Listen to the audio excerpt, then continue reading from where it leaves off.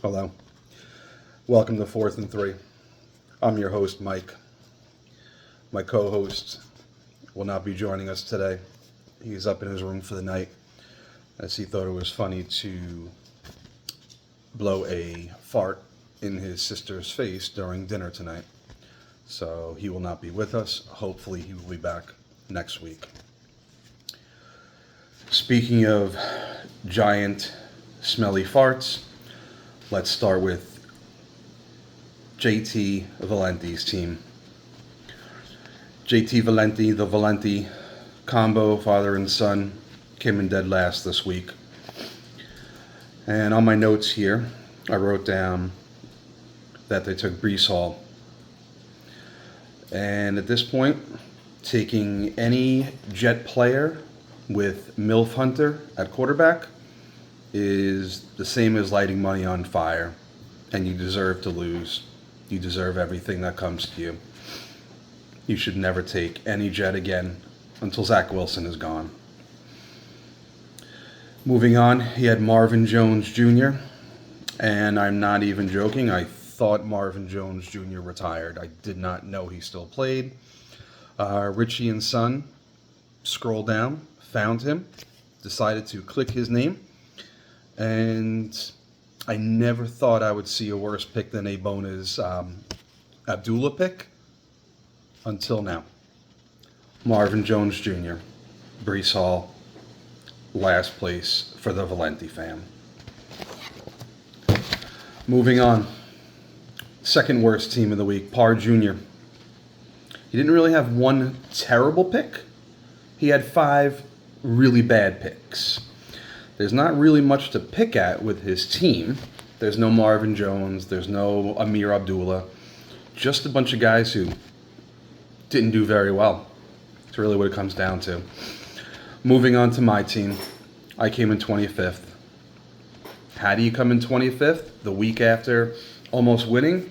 Well, that's what I love about this league, is that it tests you every week. And one week you can be a champ, and the next week you can be a chump. So I took Jahmyr Gibbs, Detroit running back, and he hasn't proved anything yet. Hasn't done anything. And I picked him over guys like Kenneth Walker, ETN. Didn't make any sense. So I was trying to, be a wise guy and outsmart everyone else by taking Gibbs, looking for a big day. It didn't work. It was a terrible pick. On top of that, I deserve shame. Not as much shame as the Marvin Jones pick, but I took Drake London. And after I berated the general for taking London in this offense that is going to run the ball, I should be ashamed. I should be ashamed of the pick. I'm a moron. It was a horrible pick. I will never pick him again.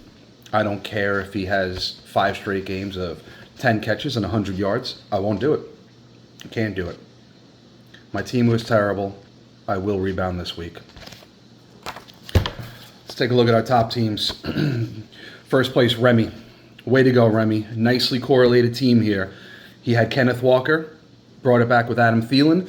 A lot of people said that Carolina-Seattle game was a sneaky shootout, and it was.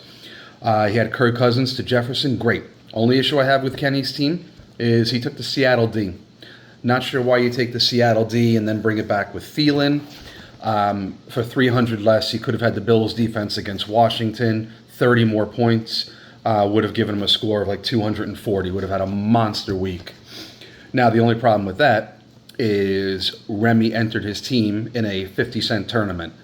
And he got back a whole $5 American dollars. Not life-changing money. This is why you need to enter these teams in at least one tournament. Enter it in a dollar tourney, a big one, a $3, $5. You have to, because if you come up with this amazing team like this, and you don't put it in a big tourney, you're costing yourself maybe hundreds, thousands of dollars. It's very simple. Just put it in a dollar tournament, $3 tournament. You can thank me later. Coming in second, the General. General took a gamble all week. Yeah, Andy Dalton's the play. It's Andy Dalton, Red Ranger. Michael, get upstairs. I told you not to fart in her face. I'll talk to you later. Sorry about that. Red Ranger, he took Dalton. I said he was garbage. I said he was trash. I made fun of him. I said, I'm not even going to talk about it anymore. And he had 30 points. I was wrong. I was wrong everywhere this week.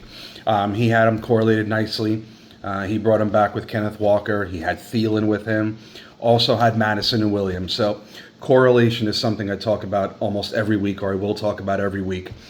If you want to have winning lineups, it is a fact at this point that your best avenue to that is correlating your lineups, because instead of hoping for 9 guys or 8 players to have a great week, when you correlate your lineup, you only need a couple of games to really kind of go off for you to have a good week.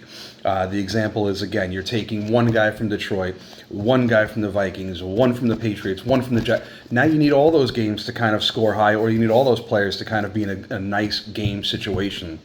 NFL doesn't happen like that. You find the strong games that you like, correlate some players in that game if possible. That's your best bet to success each week. Coming in third, he got passed late, was Coppola. Coppola's having a big year. He's our current leader right now. He got passed late. He had Keenan Allen, 48 points, amazing. I love that he had Tank Dell, and I love that 30% of the league had Tank Dell, because what that tells me is people are doing their homework, and I like a competitive league. I don't want to win every week.